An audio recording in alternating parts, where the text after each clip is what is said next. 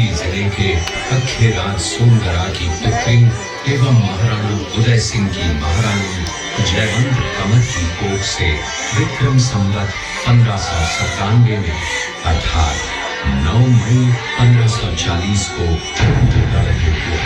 काला पर देख रहे हैं ना, बाल्यकाल चित्तौड़गढ़ में गुजरा। सन 1567 में अकबर ने जब चित्तौड़गढ़ पर आक्रमण किया तो मेवाड़ के प्रमुख सरदारों और सेना नायकों के आग्रह पर महाराणा उदय सिंह ने चित्तौड़गढ़ छोड़ दिया। अपने देश, कुल, गौरव और मातृभूमि की मर्यादा के लिए प्राण न्योछावर करने वाले योद्धाओं और ललनाओं से प्रताप ने न केवल सीख ली बल्कि ये घटना उनके जीवन का आधार बन गई।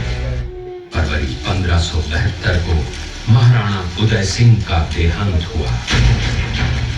प्रताप की ज्येष्ठता और योग्यता को ध्यान में रखते हुए सरदारों ने उनको राजगद्दी पर आसीन किया। होली के दिन उनका गोगुंदा में राज तिलक हुआ। उस समय तक लगभग सभी राजाओं ने अकबर की अपील का स्वीकार कर ली थी। एकमात्र महाराणा प्रताप ने अपना मस्तक अकबर के आगे नहीं झुकाया।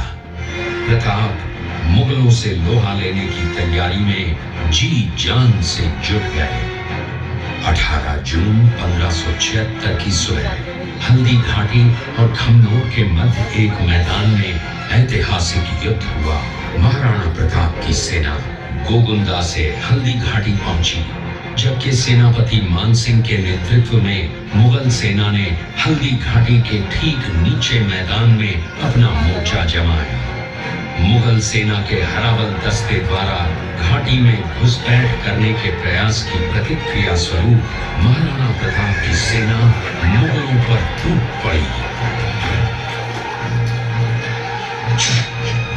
प्रताप के हरावल सैन्य दलों का नेतृत्व पठान हाकिम हासूर कर रहे थे।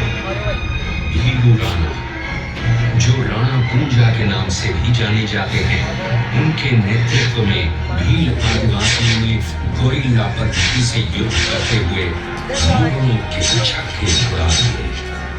देखते ही देखते शाही सेना में खलबली मच गई।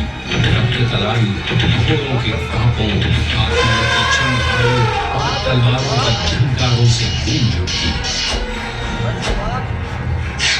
चारों तरफ हाहाकार मच गया। युद्ध का घटनाक्रम अचानक उस समय बदल गया जब प्रताप ने अपने घोड़े चेतक को एड़ लगाकर मानसिंह के हाथी पर चढ़ा दिया और उस पर भाले से भरपूर वार किया। मानसिंह हौदे में दुबक गया। हाथी से उतरते समय चेतक की एक टांग कट गई। इस स्थिति को भांपकर महाराणा प्रताप के हमशक्ल सेनापति झालामान ने महाराणा प्रताप से आज्ञा लेकर उनका राजमुकुट धारण किया। मुगल सेना झालामान को महाराणा प्रताप समझकर उन पर टूट पड़ी और झालामान शहीद हो गए। उधर चेतक ने अपने स्वामी को 5 किलोमीटर तक 3 टांगों पर ही लेकर एक बरसाती नाले को पार किया। उसके पश्चात उसके प्राण पखेरु उड़ गए। इस युद्ध से महाराणा प्रताप के मन पर गहरा प्रभाव पड़ा। परिणाम स्वरूप उन्होंने मुगलों पर विजय प्राप्त करने तक राजसी ठाट बाट छोड़ने और पत्तों पर भोजन करने का प्रण लिया, जिसे उन्होंने जीवन भर निभाया। महाराणा प्रताप ने अपना सैन्य बल बढ़ाकर सर्वप्रथम अरावली पर्वत की घाटियों में बसे दिवेर पर चढ़ाई कर विजय प्राप्त की। इसके बाद कुंभलगढ़ पर भी विजय प्राप्त की।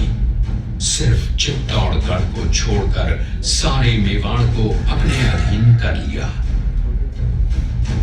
कालांतर में महाराणा ने चावंड में अपनी राजधानी स्थापित की।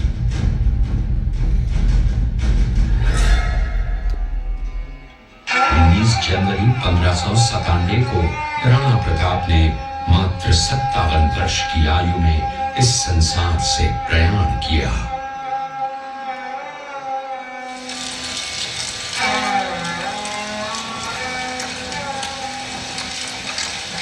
हल्दी घाटी का युद्ध एक सांप्रदायिक युद्ध न होकर आत्मसम्मान, मातृभूमि की स्वतंत्रता व स्वाधीनता का संघर्ष था।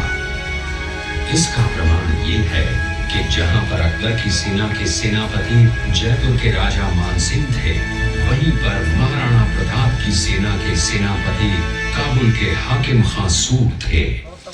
महाराणा प्रताप स्वतंत्रता की वेदी पर एक ऐसा अंगारा था जो आत्मसम्मान व देश गौरव के लिए दिन रात जलता रहा, धधकता रहा और अंत में बुझकर भी उसने देश में ऐसा लौह भर दिया जिसकी प्रखर किरणों ने भारत माता को गुलामी की जंजीरों से मुक्त कराने के लिए सदा प्रेरित किया।